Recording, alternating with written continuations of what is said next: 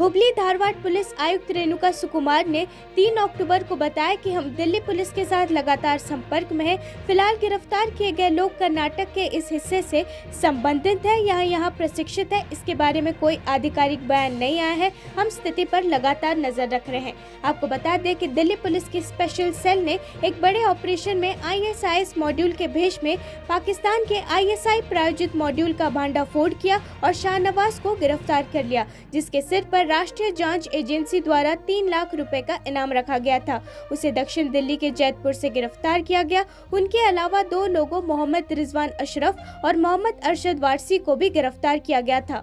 It has come to our notice also. We have also taken cognizance of that video and we are in constant touch with members of Delhi Police. Karnataka Police at the highest level, we are in touch with the Delhi Police.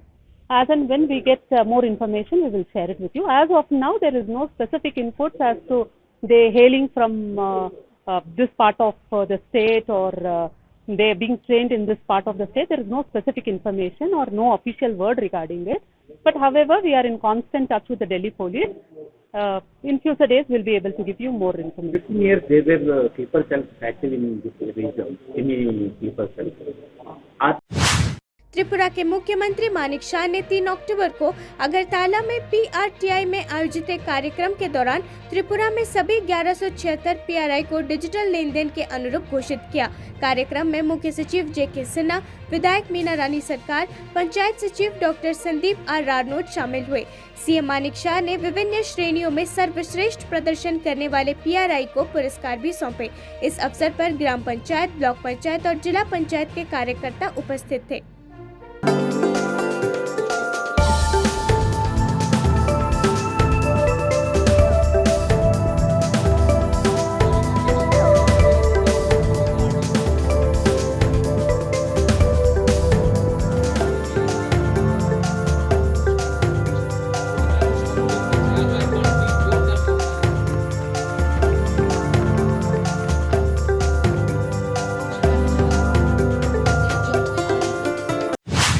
Bharat की अनु रानी ने 3 अक्टूबर को Asian खेलों में महिलाओं की javelin throw स्पर्धा में स्वर्ण पदक जीता।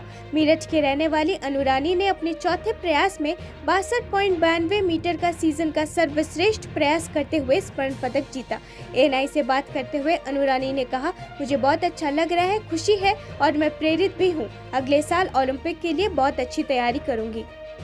आपने एशियन गेम्स में अपने प्रदर्शन से कितनी खुश हैं? सर काफ़ी अच्छा लग रहा है। साल का लास्ट कंपटीशन था तो खुशी भी है और मोटिवेशन भी है कि अभी नेक्स्ट ईयर ओलंपिक होने वाले हैं तो उसके लिए बहुत अच्छी तैयारी करेंगे शुरू। बिल्कुल। और 62.92 के थ्रो के बारे में बताइए। आप अपने इस थ्रो से, ये भले इसने आपको स्वर्ण दिला दी, लेकिन क्या आप इस थ्रो से संतुष्ट हैं या इससे आप और बेहतर कर सकती है? हाँ, उससे बेहतर कर सकती थी। मैं ग्राउंड पे काफ़ी अच्छा 64-65 तक मैं कर रही थी, बट ये है कि इस साल मेरा काफ़ी अप डाउन्स रहा है और परफॉर्मेंस का यही था कि अगर कितना भी बड़ा प्लेयर है, अगर वो कंटिन्यू अगर कंपटीशन हारता जाता है तो कहीं ना कहीं कितना भी स्ट्रॉन्ग प्लेयर है, कहीं ना कहीं उसका माइंड थोड़ा सा ये हो जाता है कि मतलब क्या चल रहा है, हो क्या रहा है। तो यही है कि हाँ, मतलब इसलिए खुश होगी कि मुझे गोल्ड मेडल मिला है और मैंने मतलब इतना स्ट्रगल करके यहाँ तक आई हूँ, तो इस चीज़ की मुझे खुशी है।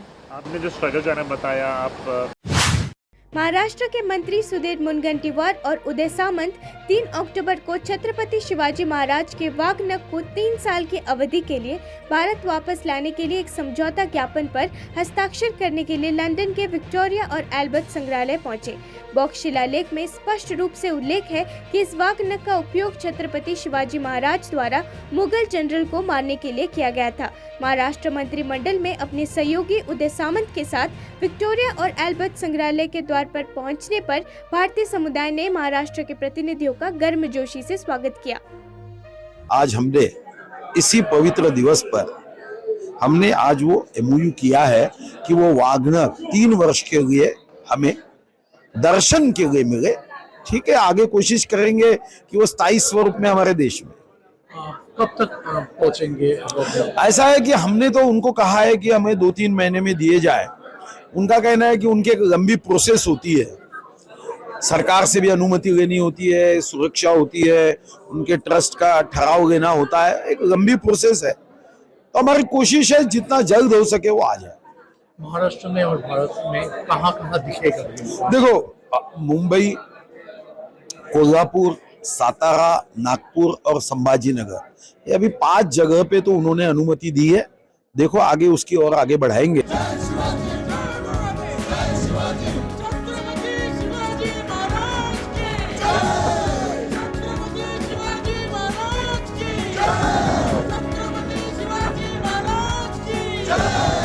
I think it's a fantastic day for all of us who follow Indian history, Indian culture deeply. It truly is a fantastic day. The Wagnak will be, from what I've been told, displayed at various museums across Maharashtra and indeed other parts of India as well. So, will there be more things to follow? Jammu Kashmir के उपराज्यपाल मनोज सिन्हा 3 अक्टूबर को श्रीनगर में एक सदी से भी अधिक पुराने स्कूल के स्थापना दिवस में शामिल हुए। एलजी मनोज सिन्हा ने घाटी की लड़कियों को शिक्षित करने के लिए स्कूल की सदियों पुरानी विरासत को चलाने में जबरदस्त भूमिका निभाने के लिए देवकी आर्यपुत्री पाठशाला के प्रशासन की सराहना की। इस अवसर पर छात्रों और कलाकारों द्वारा प्रस्तुत विभिन्न सांस्कृतिक कार्यक्रमों ने श्रीनगर टैगोर हॉल में दर्शकों को मंत्रमुग्ध कर दिया। देवकी आर्यपुत्री पाठशाला की स्थापना 1910 में समाज के गरीब तबके की लड़कियों को शिक्षित करने के लिए श्रीनगर में की गई थी। आज स्कूल का फाउंडर्स डे हम सेलिब्रेट कर रहे हैं यहाँ टैगोर हॉल में। ये स्कूल 1910 में इस्टेब्लिश हुआ है। दैट मीन्स ये 113 साल पुराना स्कूल है। तो ये स्टार्ट किया था देवकी जी ने, उनका नाम देवकी जी था, और आज जो चला रही है वो उनकी 3rd generation and 4th generation है। तो ये स्कूल स्टार्ट हुआ था गर्ल चाइल्ड को एजुकेट करने के लिए, जो गरीब घर के बच्चियां हैं। उस टाइम पे एजुकेशन का उतना यहाँ पे चाल चलन नहीं था, तो उस मोटो से ही स्टार्ट किया गया था और आज भी हम उसी मोटो को लेकर के चल रहे हैं। आज हमारे honourable lieutenant governor Shri Manoj Sinha ji भी आए थे, तो वो भी यहाँ पे उन्होंने पार्टिसिपेट किया। यहाँ पे स्टूडेंट्स, पेरेंट्स, टीचर्स सबका बहुत एक्टिव भारत में पत्रकारों पर छापे और चाइना से संबंध के आरोपों पर प्रतिक्रिया देते हुए अमेरिका ने कहा है कि वो इन चिंताओं से अवगत है और उसने पीपल्स रिपब्लिक ऑफ चाइना के साथ इन आउटलेट्स की संबद्धता के संबंध में रिपोर्टिंग पर ध्यान दिया है।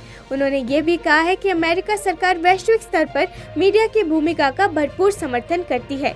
अमेरिका के विदेश विभाग के प्रधान उप प्रवक्ता वेदांत पटेल ने कहा है कि हम उन चिंताओं से अवगत है और हमने पीआरसी के साथ इन आउटलेट्स के संबंधों के बारे में रिपोर्टिंग देखी है, लेकिन हम अभी तक उन दावों की सत्यता पर टिप्पणी नहीं कर सकते हैं। अमेरिका की सरकार विश्व स्तर पर मीडिया की मजबूत भूमिका का दृढ़ता से समर्थन करता है। एक जीवंत और स्वतंत्र लोकतंत्र में सोशल मीडिया सहित हम अपने राजनयिक जुड़ावों के माध्यम से भारत सरकार और दुनिया भर के देशों के साथ इन मामलों की चिंता उठाते हैं।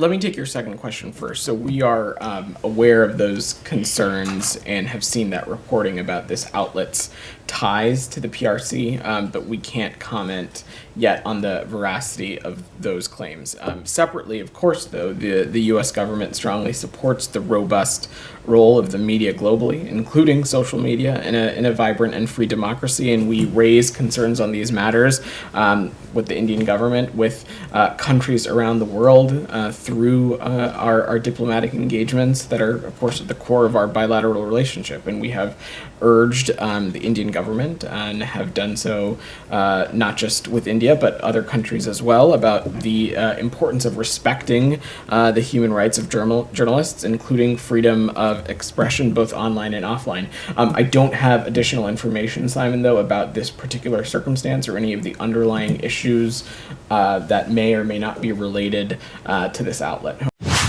मध्य प्रदेश के सतना जिले में एक 3 मंजिला इमारत ढह गई है। बचाव कार्य जारी है और अभी तक ये स्पष्ट नहीं है कि अंदर कितने लोग फंसे हुए हैं। सतना विधायक सिद्धार्थ कुशवाहा ने कहा, हमें जो जानकारी मिली है उसे मुताबिक कुछ मरम्मत का काम चल रहा था और उसी बीच ये इमारत ढह गई। स्पष्ट नहीं है कि कितने लोग अंदर फंसे हैं। बचाव कार्य जारी है। अधिक जानकारी की प्रतीक्षा है। लोगों को जानकारी है कि कुछ रेनोवेशन का काम चल रहा था, उसी दौरान ये बिल्डिंग धस गई है। अभी तक ये कंफर्म नहीं है कि अंदर कितने लोग हैं, और पिछले 1 घंटे से सब लोग प्रयास कर रहे हैं। भगवान करे सब ठीक हो, कुशल हो, भी जान बच जाए। बाकी फिर देखते हैं क्या होगा। फिल्म टाइगर नागेश्वर राव का पहला ट्रेलर 3 अक्टूबर को रिलीज हुआ था। पैन इंडियन फिल्म के एक्शन से भरपूर ट्रेलर में साउथ सुपरस्टार रवि तेजा मुख्य भूमिका में है। नूपुर सैनन, गायत्री भारद्वाज, जीशु सेन गुप्ता और अनुपम खेर अभिनीत वामसी निर्देशित ये फिल्म 20 अक्टूबर को रिलीज होगी। आगामी फिल्म के कलाकारों ने ANI के साथ कुछ स्पष्ट क्षण साझा किए। फिल्म के बारे में बात करते हुए अभिनेता रवि तेजा ने कहा, ये एक वास्तविक पात्र और नायक का चरित्र चित्रण है। सभी वास्तविक जीवन के पात्र हैं। हमारी फिल्म की गुणवत्ता ये है कि टाइगर नागेश्वर राव पर कुछ भी प्रलेखित नहीं है, सब कुछ अफवाहों पर है, इसलिए इसकी टैगलाइन सच्ची अफवाहों पर आधारित है। एक तो है real characters and characterization of the hero, like as मतलब ही सेड के ट्रू रूमर्स इंस्पायर्ड फ्रॉम, तो वो मुझे बहुत अच्छा लगा पहले। That was the but characterization more of all the characters और real characters, real life characters. आपने बहुत सारी फिल्में की हैं, इसलिए आपको जो बहुत सारी फिल्में करता है वो ढूंढता है कि क्या मुझे इसमें अच्छा लगेगा। Am I right? है ना? नहीं वही मैं कह रहा हूँ, नहीं उसी मतलब मैं इनको एलैबोरेट करने को बोल रहा हूँ। तो सो वो एक रीज़न हुआ, वेरी स्ट्रॉन्ग रीज़न। बहुत सारे कैरेक्टर किए होते हैं ना। विदेश मंत्री डॉक्टर एस जयशंकर ने 3 अक्टूबर को दिल्ली में डोमिनिकन गणराज्य के उपराष्ट्रपति से मुलाकात की। दोनों नेता ने द्विपक्षीय वार्ता की। विदेश मंत्री ने कहा, विशेष रूप से व्यापार और वाणिज्य, शिक्षा, रक्षा, अंतरिक्ष और नवीकरणीय ऊर्जा में हमारे द्विपक्षीय संबंधों को और मजबूत करने पर चर्चा की गई। क्षेत्रीय और बहुपक्षीय मुद्दों पर भी विचारों का आदान प्रदान किया गया।